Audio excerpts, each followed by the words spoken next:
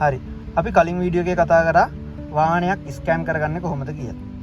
අද වීඩියෝ එකේ කතා කරගන්න හදන්නේ වාහනයක හෙල්ත් රිපෝට් එකක් ගන්න විදිය. අපි බලමු කොහොමද ඒක කරන්නේ කියලා. මම අදත් Honda Fit මෝටර රථයක්ම තමයි මේ සඳහා යොදාගත්තේ. අපි බලමු මෙතනින් ඉස්සරහට යන්නේ කොහොමද කියලා. මම Honda තෝරගන්නවා.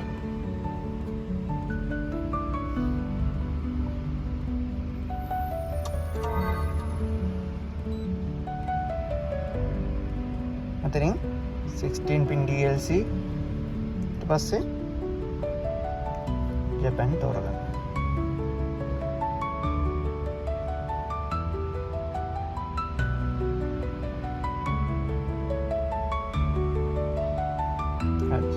මේ වාහනේ 2012 වාහනයක්.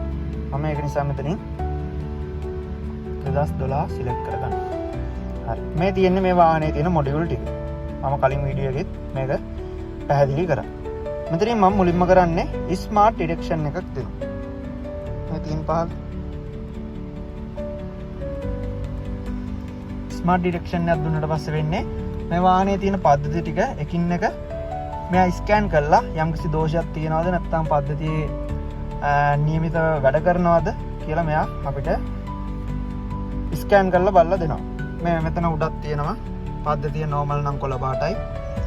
යම්කිසි දෝෂයක් තියෙනවා නම් රතු පාටයි. ස්කෑන් විතරක් කරගන්න අවස්ථාවකදී ස්කෑන් වෙලා නම් අපිට නිල් පාටට පෙන්නනවා.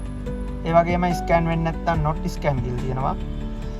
අලු පාටින් තියෙනවා නම් not technique. ඒ කියන්නේ හැම පද්ධතියක්ම මේ වාහනේ නැහැ කියලා තමයි එතනින් කියවෙන්නේ.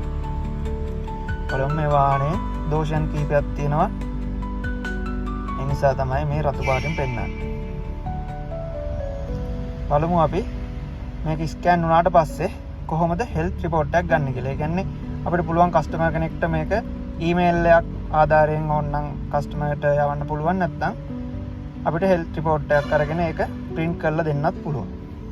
හරි බලමුකෝ.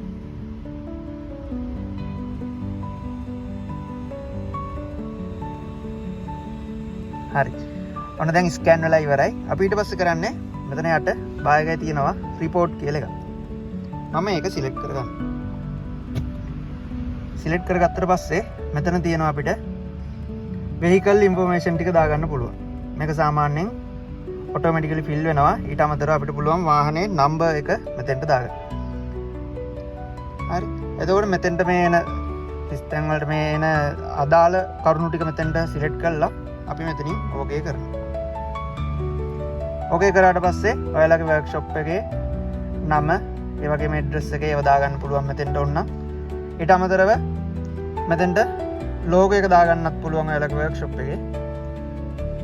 මෙතෙන් තියෙන අනිත් දේවල් දුත් මේ කස්ටමර් නේම් ඒවා ඔක්කොම ටික ෆිල් කරගෙන අපිට පුළුවන් මෙතනින් ඕකේ කියන එක දෙන්න.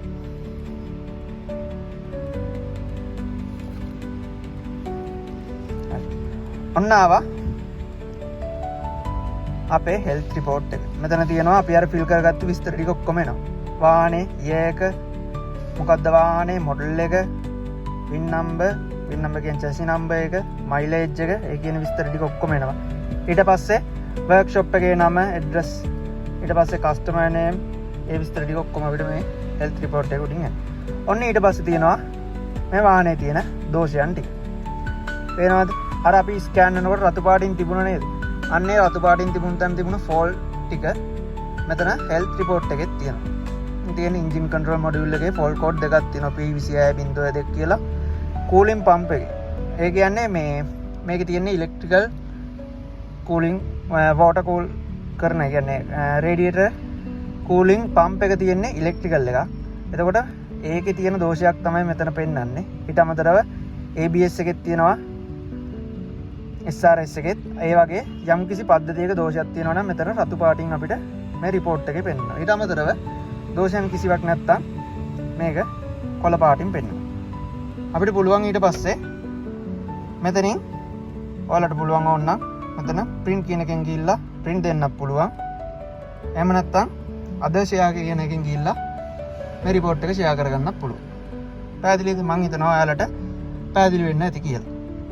හරි. මම තවත් මේ ස්කෑනර් එක හරහා කරගන්න පුළුවන් දේවල් තව වීඩියෝ කීපයකින් ගෙන එන්නම්.